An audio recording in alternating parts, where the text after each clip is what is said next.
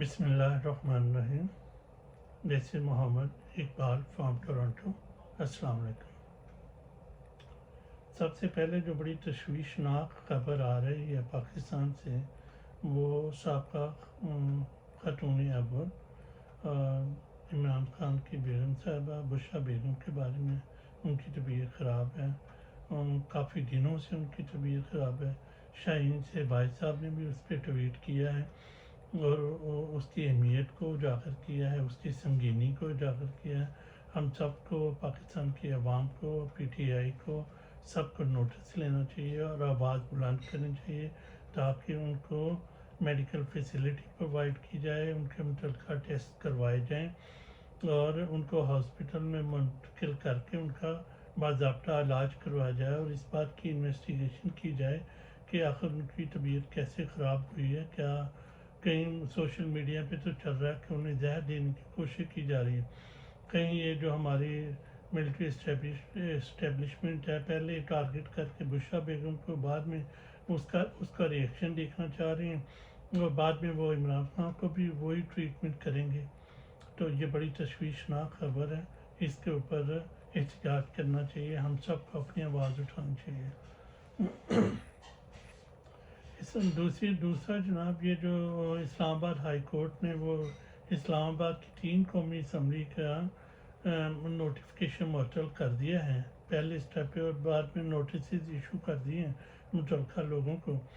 اللہ کرے کہ supreme court کو، پاکستان سپریم کورٹ کو اور اسلام آباد ہائی کورٹ کو توفیق دے کہ وہ قانون اور آئین کے مطابق ڈیسیژن کریں اور جو یہ بلنڈر ہو گیا اس کو درست کر لیں. اگر ہائی کورٹ نے یہ فیصلہ، یہ نوٹیفکیشن معطل ہی رکھا تو ظاہر ہے یہ 3 چیزیں پھر واپس پی ٹی آئی کو مل جائیں گی اور متعلقہ فریق واپس سپریم کورٹ میں چلا جائے گا جو مقدمہ ہارے گا، اور وہاں پھر وہ قاضی صاحب کے پاس چلا جائے گا، قاضی فائز صاحب کے پاس. وہ دیکھیں پھر کیا چاند چڑھاتے ہیں. اللہ تعالیٰ انہیں موقع دے رہا ہے کہ اپنی غلطی کو سدھار لیں. پاکستان اس وقت جس بحران کا شکار ہے اس کے ذمہ دار، سب سے زیادہ ذمہ داری چیف جسٹس آف پاکستان جناب قاضی فائز صاحب پر آتی ہے، کیونکہ انہوں نے ہی پاکستان کی سب سے بڑی سیاسی جماعت سے اس کا انتخابی نشان چھین کر ملک کو سیاسی بحران کی طرف دھکیل دیا، اور اب نوبت جو ہے وہ ہارس ٹریڈنگ کی طرف چلے گئی ہے. آزاد جو ایم این ایز وغیرہ مارکیٹ میں گھوم رہے ہیں، ایم پی ایز اور M N As P T A کے، ان کے اوپر ایجنسی چھاپے مار رہی ہیں، انہیں اغوا کر رہی ہیں، اور یہ ایک ہارس ٹریڈنگ کا اور سلسلہ شروع ہو جائے گا. اور سب سے اچھی خبر پی ٹی آئی کے لیے وہ یہ ہے کہ جو انہوں نے سنی اتحاد کونسل کے ساتھ اپنا ایک کانٹریکٹ کر لیا ہے. پی ٹی آئی کے سارے آزاد جو ایم این اے اور ایم پیز ہیں وہ اس میں داخل ہو جائیں گے، اس میں مدغم ہو جائیں گے. اس طرح پی ٹی آئی کو جو قومی اسمبلی میں اضافی اور خصوصی نشستیں ملنی ہیں اس لحاظ سے بچ جائے گی اور وہ انہیں مل جائیں گی، اور اس طرح کچھ جوڑ توڑ کر کے دوسری پارٹیوں سے وہ حکومت بنانے میں بھی آ جائیں گے، حکومت بنانے کی پوزیشن میں بھی آ جائیں گے. جس طرح کے انٹرنیشنل اشارے مل رہے ہیں، انٹرنیشنل پریشر ہے، کوئی کنفرم خبر نہیں ہے، لیکن کچھ دوستوں نے یہاں پہ بتایا ہے، کینیڈین دوستوں نے، کہ پی ٹی آئی کے کافی معاملات جو ہیں وہ درست ہو گئے ہیں امریکہ کے ساتھ، اور فوج کے اوپر کافی پریشر ہے کہ وہ ان کا مینڈیٹ تسلیم کیا جائے اور انہیں آنے دیا جائے. انشاءاللہ تعالیٰ امید ہے کہ پی ٹی آئی حکومت بنا لے گی، وفاق میں بھی اور صوبائی میں بھی. اور میرا نہیں خیال کہ پی ٹی آئی کو اقتدار میں آنے سے اب روکا جا سکتا ہے. بلوچستان کی صورتحال کافی خطرناک ہے. پاکستان کی ہسٹری میں یہ پہلی دفعہ ہو رہا ہے کہ بلوچستان میں پاکستانی سیاست والے الیکشن پہ پروٹیسٹ ہو رہے ہیں. نارمل وہاں بی ایل اے کا کام چلتا ہے کہ وہ علیحدگی پسندی کی بات کرتے ہیں اور اس کے اوپر پروٹیسٹ ہوتے ہیں. یہ پہلی دفعہ ہے کہ وہ بھی دھاندلی کے اوپر پروٹیسٹ کر رہے ہیں. انہوں نے کئی شاہراہیں بند کی ہوئی ہیں، اس کا نوٹس لینا چاہیے اور اس کو ٹھیک کرنا چاہیے۔ اب جناب حامد میر صاحب نے اپنے ایک پروگرام میں نیا شوشہ چھوڑ دیا کہ جناب جو نئی قومی اسمبلی بنی ہے اس میں اس سب پارٹیوں کو ملا کر ایک قومی حکومت بنا لی جائے۔ کیوں بھائی ایسا کیوں کیا جائے؟ قومی حکومت بنانے کا سوال ہی پیدا نہیں ہوتا۔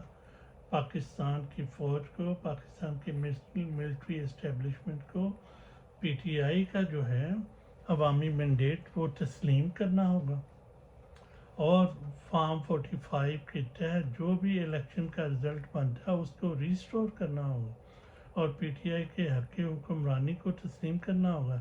اگر یہ ایسا نہ کیا تو پاکستان کی تاریخ میں یہ 2024 کا الیکشن متحدہ پاکستان کا آخری الیکشن ثابت ہوگا، اور جلد یا بدیر، خدا نہ خواستہ، اللہ نہ کرے، یہ کوئی میری خواہش نہیں ہے، یہ میرا ایک تجزیہ ہے، پاکستان ایک اور سکوت ڈاکہ کا شکار ہو جائے گا اگر اس دفعہ مینڈیٹ تسلیم نہ کیا گیا۔ وقتی طور پہ آپ نے قابو پا بھی لیا، لیکن آپ فیڈریشن کو کمزور کر دیں گے، اور فیڈریشن کی اکائیاں ایٹ سم پوائنٹ پہ وہ سوچیں گی جب عوامی مینڈیٹ کا احترام ہی نہیں ہونا تو ہمیں اس فیڈریشن میں رہنے کا فائدہ کیا ہے، اور وہ الٹیمیٹلی جلد در بدیر کوئی پاکستان کسی حادثے کا شکار ہو جائے گا۔ اس لیے پاکستان میں اگر سیاسی اور معاشی استحکام چاہتے ہیں تو الیکشن کے رزلٹ کو ڈکلیئر کرنا ہوگا، جو ایکچوئل الیکشن کا رزلٹ ہے، جو بھی پارٹی بنتی ہے۔ اس کے لیے سپریم کورٹ بہترین ادارہ ہے۔ سپریم کورٹ یہ الیکشن کمیشن کو بلائے، سارے آر اوز کو بلائے، اور فارم 45 سامنے رکھ لے، اور ان کو ٹیلی مار دے، 3-4 گھنٹے کی ساری پریکٹس ہے، اور اناؤنس کر دے، ایکچوئل رزلٹ اناؤنس کر دے، اور جو پارٹی میجورٹی آتی ہے اس کو آپ کے حکمرانی کا راہ کو اس کا تسلیم کر لیا جائے۔ اگر ایسا نہ کیا گیا تو پاکستان میں کبھی استحکام نہیں آ سکے گا، سیاسی استحکام نہیں آ سکے گا۔ اگر سیاسی استحکام نہ آیا تو نہ پولیٹیکل استحکام آئے گا، نہ معاشی استحکام آئے، نہ اکانومی ٹھیک ہوگی۔ تو اس لیے پاکستان کی بقا کے لیے، پاکستان کی سالمیت کے لیے، پاکستان کی جمہوریت کے لیے یہ بہت ضروری ہے کہ عوام کے مینڈیٹ کو تسلیم کیا جائے۔ اب بڑی افواہیں آ رہی ہیں کہ ملٹری اسٹیبلشمنٹ یہ سوچ رہی ہے کہ کوئی ایمرجنسی لگا دی جائے اور ایک وہ کیئر ٹیکر حکومت بھی چلائی جائے، وہ پاکستان کے وجود سے کھیلنے والی بات ہوگی۔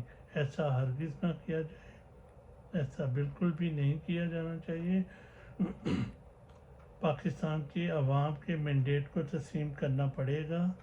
یہ جو یوٹیوبر کے اوپر وہ جو فوج نے، ایجنسیوں نے بندے اپنے چھوڑے ہوئے ہیں کہ جناب یہ ریاست کے ساتھ لڑائی ہو رہی ہے، یہ وہ ہے، یہ ساری بلشٹ ختم کرنی چاہیے۔ دیکھیں، فوج ریاست نہیں ہے، فوج ریاست کا ایک چھوٹا سا ادارہ ہے۔ ریاست بے شمار اداروں سے مل کر بنتی ہے، جس میں فوج ایک چھوٹا سا ادارہ ہے، اور ریاست کے مالک پاکستان کے عوام ہیں۔ پاکستان کے عوام اپنے نمائندوں کی حیثیت سے جو حکم دیں گے فوج کو، فوج نے وہ حکم ماننا ہے۔ پاکستان کی ریاست کے مالک عوام ہیں جو فوج کی تنخواہیں دیتے ہیں۔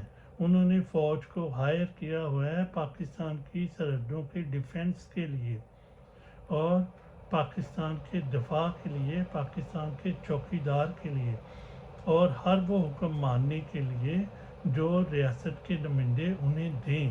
فوج اپنے آپ کو ریاست سمجھنا بند کرے، اور اپنے آپ کو ریاست کا باپ سمجھنا بند کرے۔ فوج اپنی آئینی حدود میں آئے اور وہ کام کرے جو انہیں آئین اجازت دیتا ہے۔ سیاست کرنا ان کا کام نہیں ہے، بزنس کرنا ان کا کام نہیں ہے۔ فوج کے سارے بزنس بند کرنے ہوں گے، صرف وہ اپنی دفاعی پیداوار پر توجہ دیں۔ کمرشل بزنس کرنے کی انہیں اجازت نہیں دی جا سکتی۔ انشاءاللہ ملتے ہیں پھر کسی اگلے ٹاپک پر۔ خدا حافظ۔